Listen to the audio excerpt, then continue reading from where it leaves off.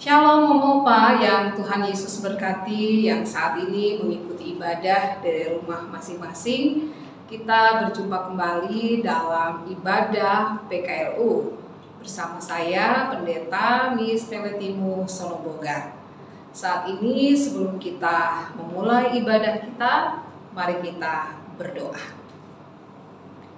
Allah Bapa Sorgawi, Bapa yang sungguh mengasihi kami mengucap syukur karena Tuhan memperkenankan kami kembali di sore hari ini untuk bersama-sama melakukan ibadah bersama dengan orang tua kekasih persekutuan kaum lanjut usia. Kami mohon Tuhan menolong kami, bahkan ketika firman-Mu akan berbicara bagi kami semua, kami meminta agar kiranya Roh Kudus-Mu menuntun kami, sehingga kami bisa mengerti dan memahami tentang kekayaan firman Allah, dan bisa melakukannya dalam hidup beriman. Di dalam nama Tuhan Yesus Kristus kami berdoa. Amin. Om-oma yang Tuhan Yesus kasihi, kita akan masuk dalam pelayanan firman Tuhan. Mari kita siapkan bacaan Alkitab kita pada sore hari ini, di mana terdapat dalam kitab 1 Korintus pasalnya yang ke-10 ayat 18 hingga ayatnya yang ke-22. 1 Korintus pasalnya ke-10 ayat 18 hingga ayat ke-22. Mari kita berdiri. Firman Tuhan menyatakan, "Perhatikanlah bangsa Israel menurut daging. Bukankah mereka yang makan apa yang dipersembahkan mendapat bagian dalam pelayanan mezbah? Apakah yang kumaksudkan dengan perkataan itu? Bahwa persembahan berhala adalah sesuatu, atau bahwa berhala adalah sesuatu? Bukan. Apa yang kumaksudkan ialah bahwa persembahan mereka adalah persembahan kepada roh-roh jahat, bukan kepada Allah. Dan aku tidak mau bahwa kamu bersekutu dengan roh-roh jahat. Kamu tidak dapat minum dari cawan Tuhan dan juga dari cawan roh-roh jahat. Kamu tidak dapat mendapat bagian dalam perjamuan Tuhan dan juga dalam perjamuan roh-roh jahat. Atau maukah kita membangkitkan cemburu Tuhan? Apakah kita lebih kuat daripada Dia?" Demikianlah pembacaan Alkitab. Firman Tuhan pada sore hari ini di bawah tema jangan membuat Tuhan cemburu. Apa arti cemburu? Dikatakan bahwa cemburu itu adalah sebuah perasaan atau emosi yang bisa saja dimiliki oleh setiap orang ketika merasa ada orang lain yang diperlakukan lebih istimewa daripada dirinya, atau menganggap ada orang lain yang dilihatnya lebih penting sehingga dirinya diabaikan. Nah, seringkali perasaan cemburu itu muncul dari setiap orang dalam kalangan keluarga, misalnya suami istri atau sepasang kekasih. Bahkan tidak bisa dipungkiri kita juga bisa merasakan cemburu. Om-opa pernah merasa cemburu?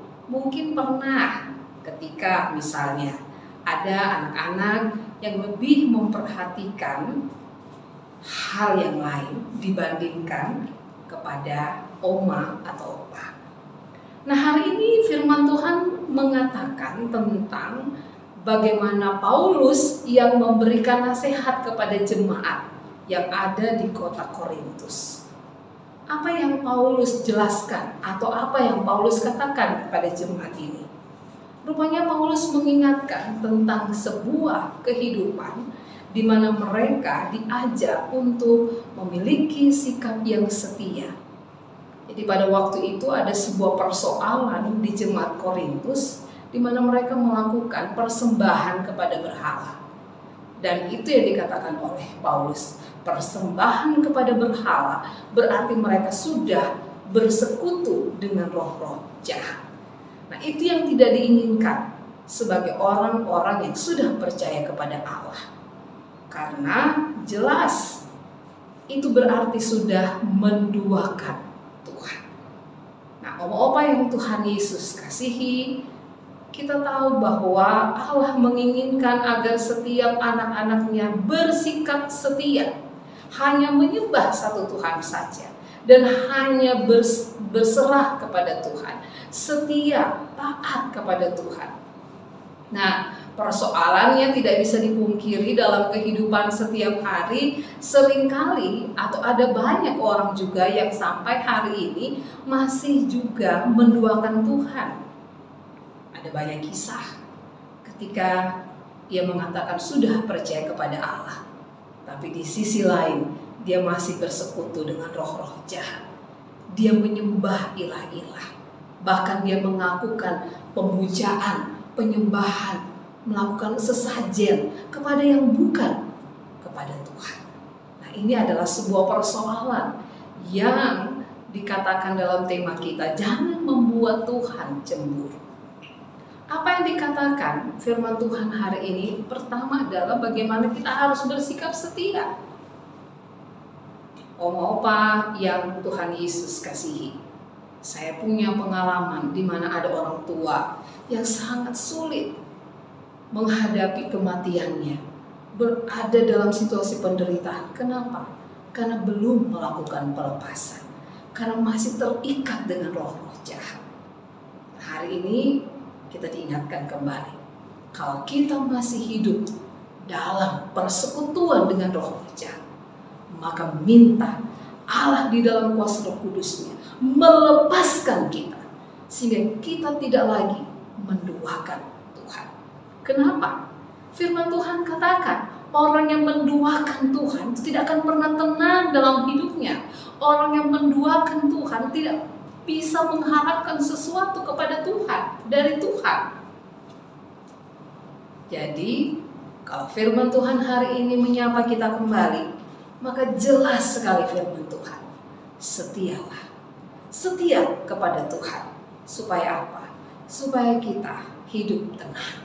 Karena orang yang mendua hati tidak tenang, bimbang akan membuat kita sendiri mengalami sebuah penderitaan hidup.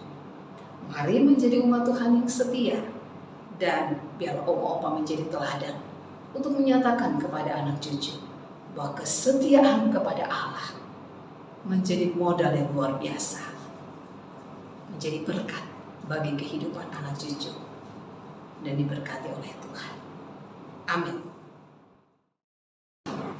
Mari kita masuk dalam doa syafaat. Kita berdoa. Bapa di surga, Bapa yang sungguh mengasihi kami mengucap syukur kepadamu Bapa, kesempatan bersama dengan para orang tua, opa dan oma di jemaat Immanuel Bung Karno Mataram ini boleh kami lakukan, sekalipun saat ini kami masih beribadah secara daring, dan kami melakukan ibadah itu di tengah-tengah kehidupan keluarga kami masing-masing. Tuhan Yesus yang mengasihi kami mohon kepadamu agar kiranya kasih sayang Tuhan senantiasa menjadi bagian dalam kehidupan para orang tua kekasih kami. Sehatkan mereka Tuhan, kuatkan mereka Tuhan, dan berikan mereka senantiasa hikmat akal budimu, sehingga sekalipun mereka di dalam usia lanjut, mereka tetap bisa menjadi contoh dan teladan. Mereka tetap boleh menjadi orang tua yang diberkati, menjadi berkat bagi kehidupan anak cucu mereka. Kami percaya bahwa anak, sahabat, keluarga yang Tuhan pakai untuk menjadi perpanjangan tangan Tuhan dalam melayani, dalam merawat, dalam menjaga para orang tua kekasih kami, selalu diberikan kekuatan, kesabaran, dan sukacita. Terima kasih Bapa, kami sehati berdoa untuk bangsa kami sehati berdoa untuk kota di mana kami tinggal, kota Mataram ini.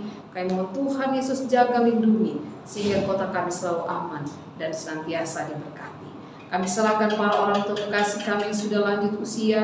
Tuhan Yesus kiranya juga memberikan mereka kekuatan, bahkan mereka yang sakit Tuhan Yesus pulihkan. Terima kasih Bapa, semua rencana kami ke depan kami hanya pertaruhkan ke dalam tangan kuasa-Mu. Ya Tuhan, inilah doa kami. Sempurnakan doa kami dalam doa yang telah diajarkan kepada kami semua. Bapa kami di sorga, dikuduskanlah nama-Mu. Datanglah kerajaan-Mu. Jadilah kehendak-Mu di bumi seperti di sorga. Berikanlah kami pada hari ini makanan kami secukupnya, dan ampunilah kami akan kesalahan kami, seperti kami juga mengampuni orang yang bersalah kepada kami.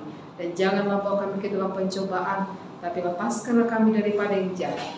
Karena Engkau yang punya kerajaan dan kuasa dan kemuliaan sampai selama-lamanya. Amin. Om Bapak yang diberkati oleh Tuhan, kita akan kembali lagi dalam aktivitas kita sehari-hari.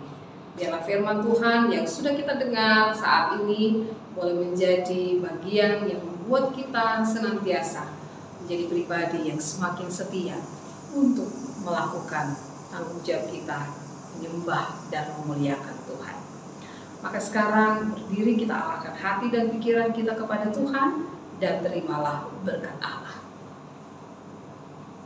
Kiranya kasih karunia dan damai sejahtera dari Tuhan kita Yesus Kristus dalam persekutuan Roh Kudus menyertai kehidupan omong-omong yang diberkati oleh Allah sekarang ini sampai selama-lamanya.